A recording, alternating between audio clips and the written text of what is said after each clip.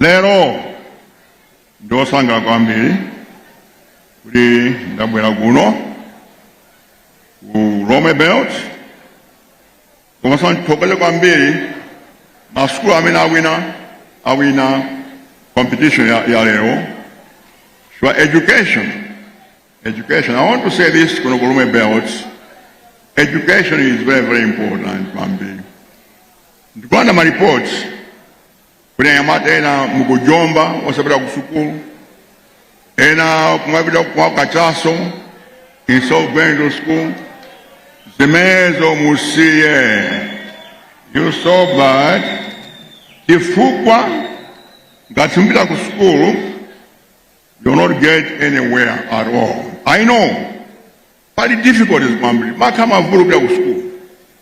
I can give my example. In Tamai that Sunday tour hapa Chingoli hapa, nabwera kuchisoka. Kuchisoka kuna ibe standard is 3. Don't you like in row hapa Luchenza Primary School, Panamanjas. I was 11 years old.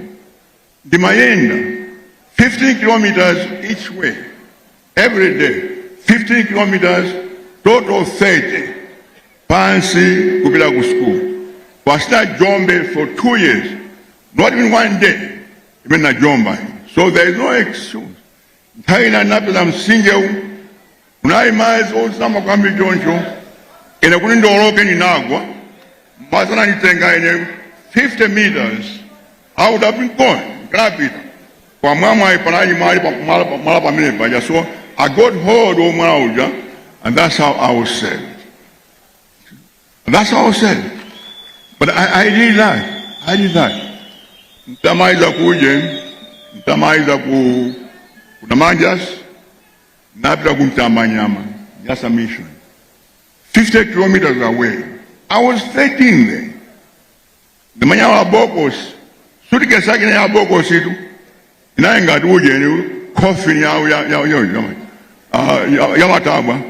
I would carry that, time in a bus, I would walk, but 50 kilometers to boarding school, Namanjas. Just a mission.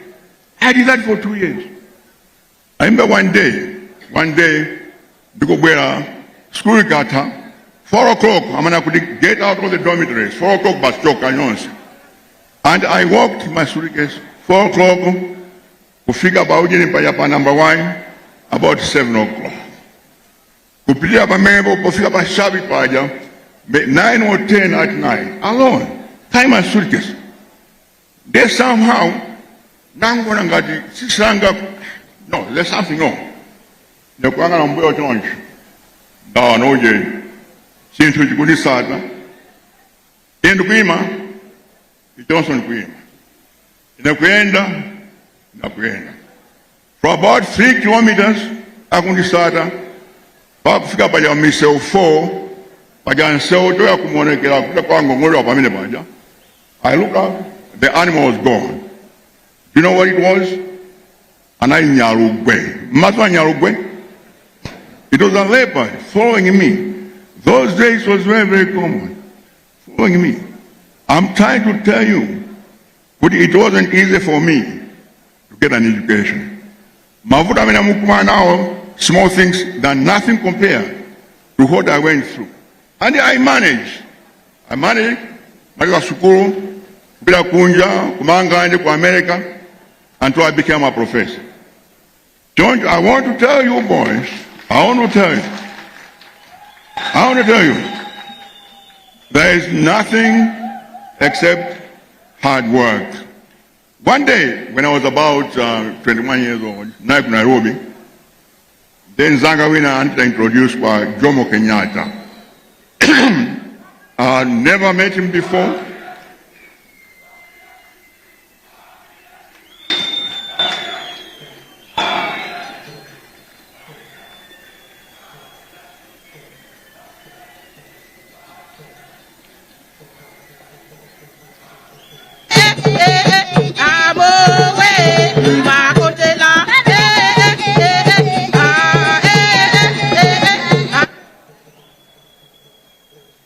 So I met Kenyatta.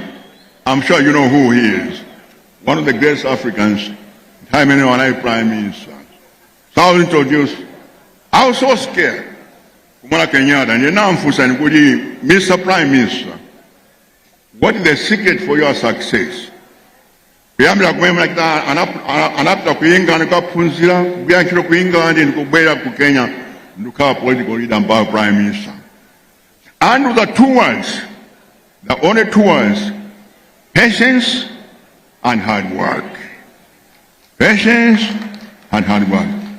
Kupirira komanso kuyanchira omwe kwambiri. That's the credo. So you young people who are here, I want to tell you that there are only two keys to success. Bakaya patience. Also tamanga kwambia. Busingantayan kwa secondary bianchiro. No laziness. Do homework. You go to school. Also jomba, whatever. If you do that, one day, Muzafika in Africa, one day, you'll do that. But it takes out of work. So much for Zaki Yamada. Komanso na mafumu. Tokoze mafumu akuno kulome belt. Mugyanchira abuno kwambi. Komva ndavukuti pana mafumena abe sagyanchiro zabwe. Kaena afro kwezedwa. Kaena afro kumangira nyumba. They are selling ourselves. Akutibwisa ife antwaji Alomwe. Ndipe mafuma menyo. Kuti musiye. Chifo ufumu usimatika kujipani. Kapena kuboma ayi. Ufu umajoga kumagazi. It's from your people. That's what comes. So be loyal to our people. Musiye. And here, I want to warn Zipani Zina, Mabea Kono, Baita Misonkan. Baopesa mafumu, kuda zivina, komanso aziba nyimbo za Japan. I want to say this, that must stop once and for all.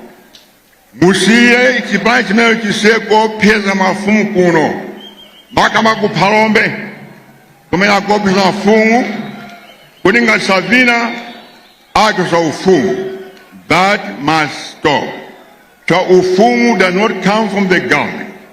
Ufumu comes from the tradition yatu, komanso amagazi. Choncho zmezo, musiye zmezo. Chakitatu nifondi wankoe, ndiya antu. Achibale kuno Alomwe belt. Ndikuta kuti mavuto ambiri, Dala, Umphawi, zosiyana-siyana, Makulai Friday, zokuta usiyana-siyana kuno mukutika kwambiri. I understand that. Koma ndipemphe kwambiri makankhani yanjala. I think kuti tibwerere zakudya zakaye zimene dai kudya ife anthu a Alomwe kuno komanso kwa apwitikizi. Kudziko la apwitikizi monga chinangwa, kambatata, zicheche, nandolo, mapila, kalongonda. Now,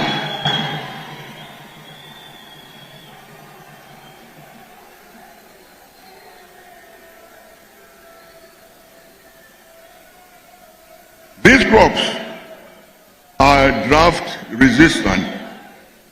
Safuna mvula ya mbili ai. Choncho tibwe away from the maize, of course you grow maize. Koma izambi izmene naturally.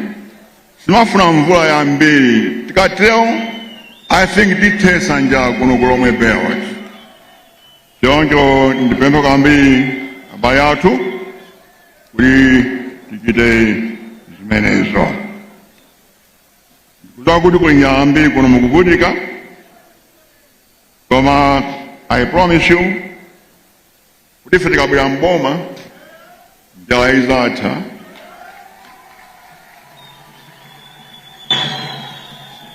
We did that in 2014, 2019. I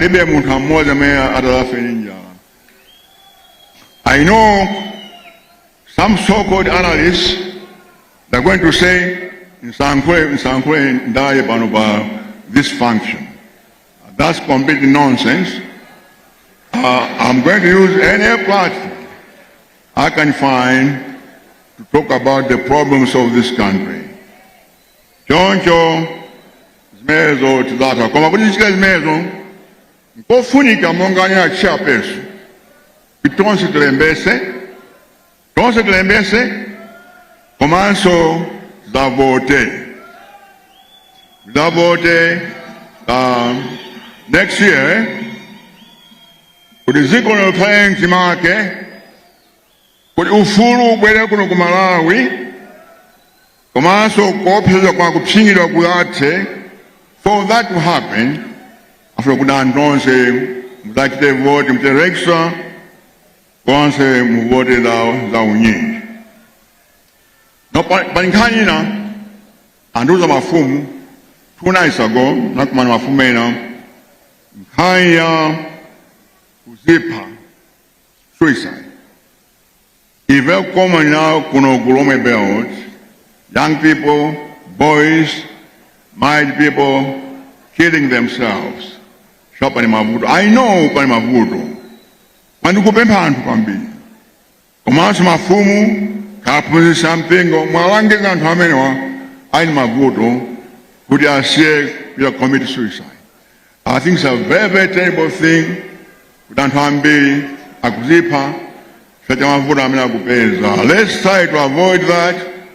Tathandiza abantu amene akuvutika kuti asatenge moyo wawo. Tambona zimenezo tabwino. China chimene ndifa kuyankhula ndi kudalira anthu achikulire the elderly. Ndikudziwa kuti kuno ku Alomwe belt kamba the whole Malawi anthu achikulire akuzunzira kwambiri. I want to beg you anthu achinyamata kuti kukula simulanda ayi. Komanso kukula siufiti ayi. But any one of you, if you are lucky, ngati mwini mwai siku ina muzakhalanso achikulirenso pamene ndone andi ena kumakachaso osiyanasiyana kapelasi muzafika kumeneko ayi koma one day muzafika kumeneko. So tilemekeze makolo athu anthu achikulire, and not only ku Alomwe belt, the whole country. I know. I remember an incident in Zimbabwe where that lady was forced to dig a grave, and Zimbabwe, she's about 70, anamponya mzene mjachoncho akulaji mfiti. But why? Just because she's 70, they are mfiti. Zimenezo, tisia zimenezo. That's when Tokozi, for example, being Mutharika, early present, I like to create a Silver Grey Foundation. Purpose yake, la kuthandiza anthu over 60.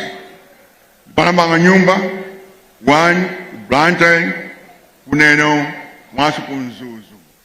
3 houses, kuthandiza anthu achikulire choncho tilemekeze, komanso titeteze anthu achikulire. Tambula zimenezo, komanso culture yathu ya Alomwe titeteze. So mafumu ndi anthu osiyana achikulire mbali osiyana mukhale ngati guardians ya culture. Use the culture to develop this country. For example, culture kuti asikana osapita ku school. That must change. This says mezo kwa kumudisha asikana kupita ku school. Let all the girls go to school, period. Mezo tigite. Komanso child labor kugwisa ntchito ana ang'ono zoti sienyezo kuno Alomwe belt komanso the whole country zimenezo zithe slave labor komanso timati ujenija wotenga anthu kubabila malo osiyana but human trafficking, I'm at human trafficking. You say human trafficking, I know. Kuno, it's very common. Mutenga ana, bila Mozambique, and that kind of thing. I know that. I have the evidence. They pay my fumu, that's what I say. Hapo Alomwe bells. Kulikacha imene ya human traffic, mutenga ana ngono, that must stop once for all. So, independent with my chicken. Now, I chairman, and I know with the we Alomwe people have suffered. With Lanchito, open our business, Zosia Sana, it's very much like Sonny Kwambi. Many of we are suffering. Oh, I can promise, one day, one day, we'll come back, the people will come back next year.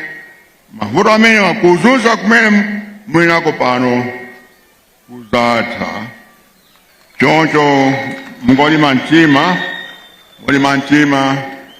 Monska Dembesa, Komanso Kavota. Komaiza nyekuti zinthu ndani nazi sizikhuza Alomwe okhayi komanso anthu ena kumpuma kumpoto ndi ku Southern Region akuvutika kwambiri akusankhidwa kwambiri kuzunzidwa chosayi mtundu wina kuti mtundu umodzi okha umene pakali pano ukusangalala. Choncho ina kuti tikugwirizane kwambiri ife Alomwe tikaona khaya yawo katumbuka kasena kangonde kalamba lyamba tonse ndi amozi. Choncho ndi boma limodzi banja limodzi tipitize kugwirizana tambona zimenezo kumaiza tukoze kwambiri kuti theme ya meeting hiyo the unity for purpose, that is kudantonse kugwirizane pamoja. Choncho ndikupempha kwambiri ino Alomwe mukizayenda amang'anja ayawo amene makhano pano tonse anthu onse Malawi para kumpoto pachilipa kuti tonse ndi Malawi tonse tikhale imodzi.